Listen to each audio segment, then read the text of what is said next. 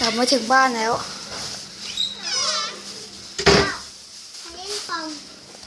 โอ้พี่ว่าต้องไปบิ๊กแบ็ควันนี้นะครับผมนะไปเหมาเซเว่นกันมาเซเว่นมาก็สนุกครับโอเคเดี๋ยวเราจะเอาให้ดูครับผมว่าเอาอะไรมาบ้างมีอยู่ทั้งสิ้น12อย่างด้วยกันอ้าวมืดเหรอมืดแล้วฝั่งนี้ก็ได้ทำแบ็คมันก่อน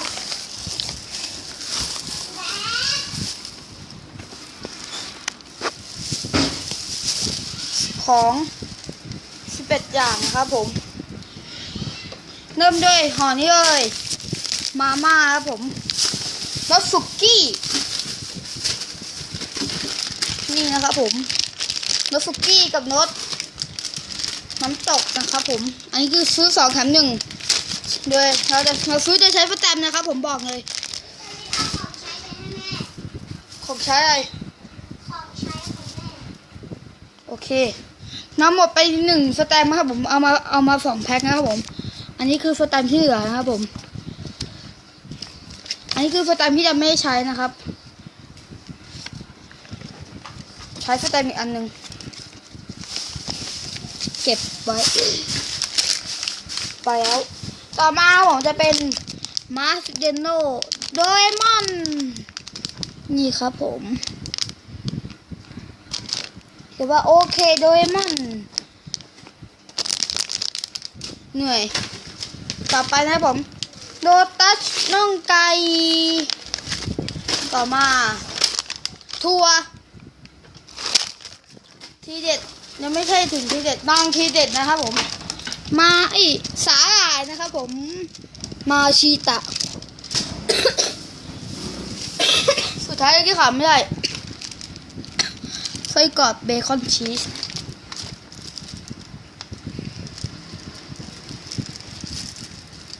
ให้ภาพบอกความรู้สึก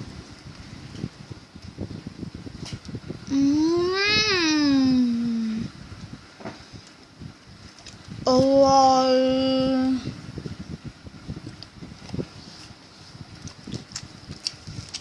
สุดยอดอร่อยจริงๆ22 บาท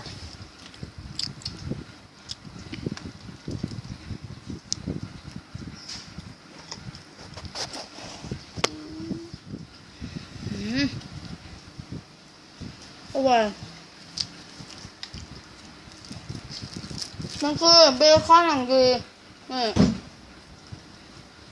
เป็นไส้กรอกธรรมดากับแค่พันเบคอนนะครับนี่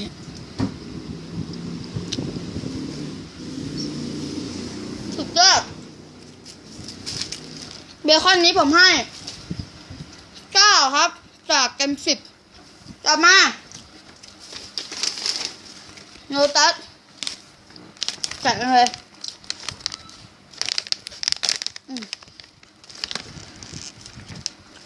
เอาน้ำให้พี่ดิแฟมแกเนียนเจ้าเดิมเหรอแล้วก็ใส่น้ำเย็นเอาน้ำเย็นๆนะน่องไก่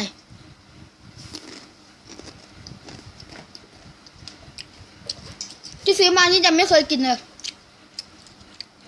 รสชาติ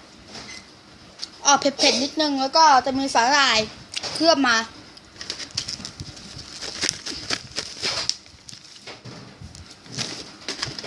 อันนี้ครับผมเต็ม10ผมให้8 คะแนนครับนี่แต่ความชอบของผมนะครับผมเผื่อบางคนชอบกินก็อย่าว่าผมเลยเอาต่อไปสาหร่ายโอ๊ยแซงเอาไกลไหมพี่หน่อย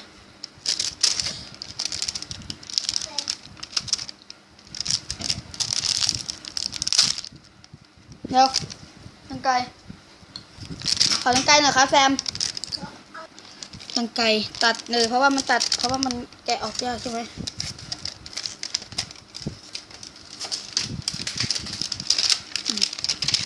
น นี่ครับสาหร่าย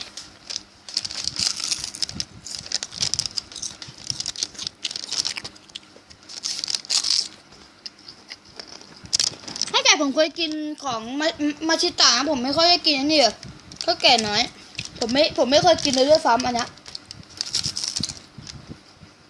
แล้วมีบางคนถามแล้วกินสาหร่ายไหนห่อใหญ่ๆที่มันเคยมีขายอันนี้เหมือนจะปรุงผงชูรสมาด้วย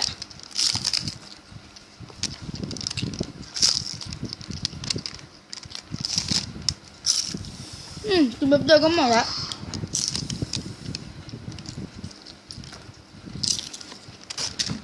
อันนี้เต็ม10ผมให้8ครับเพราะว่ารู้สึกว่ามันจะเคลือบไปเยอะหน่อยผงชูรส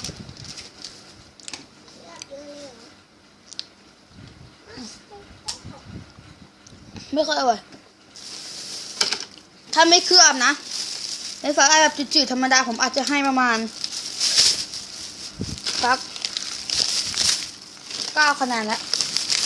แต่ว่าอันนี้มัน แล้วทำไมเรายังไม่ได้ชิม เดี๋ยวค่อยชิมแกะเดี๋ยวค่อยแกะอันนี้จะเก็บไว้ก่อนนะครับผม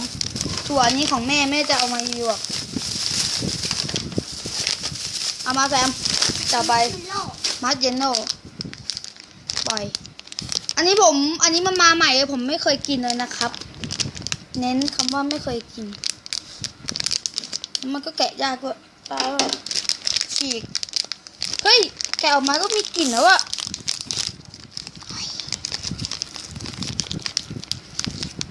เอาไปกินไกลๆนะแซม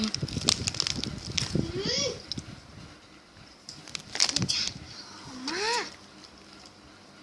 รสชาติมันเป็นมัสเบเตอร์ธรรมดาแต่ว่าข้างในมันจะเคลือบไปสีแดงๆเห็นปะนี่อ่ะ คือไงอะหมากรอบกรอบนุ่มอร่อยให้คะแนนเท่าไหร่ อันนี้ให้ 8.5 ครับ 8.5 8 จุด จากเขย่าก็จะประมาณนี้นะหมดแล้วของที่ซื้อมาชอบกินเบคอนอ่ะผมชอบอยู่แล้วอ่ะเบคอนเห็นว่ามันมีนานแล้วแบบไปถามทุกที่เขาว่ามีงานนั้นบอกว่ามีแล้วกูก็แบบว่าเฮ้ยกูก็เลยบอกพี่เขาไปว่าเฮ้ยมันมีตั้งนานแล้วอ่ะแต่ทำไมกูเพิ่งรู้ว่าแม่งมีนะทำให้กูตกใจเลยแต่ก็ไม่เป็นไร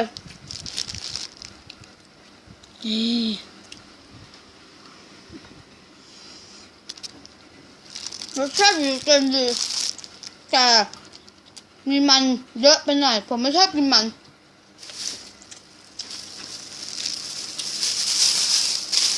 ซอสมันกูก็ไม่แดก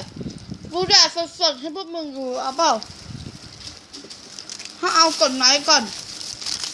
ให้ถึง5ไว้กดกันนะครับกดแล้วนะจะกินซอสมะเขือเทศโชว์แล้วห่อหนึ่ง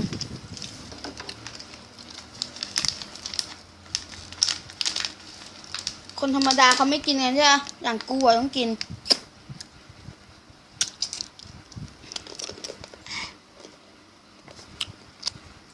กินเลยอร่อย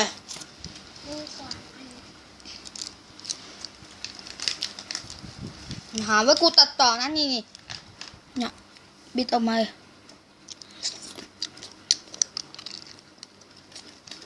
เพราะเวลากูลงคลิปกูจะไม่ค่อยตัดต่อ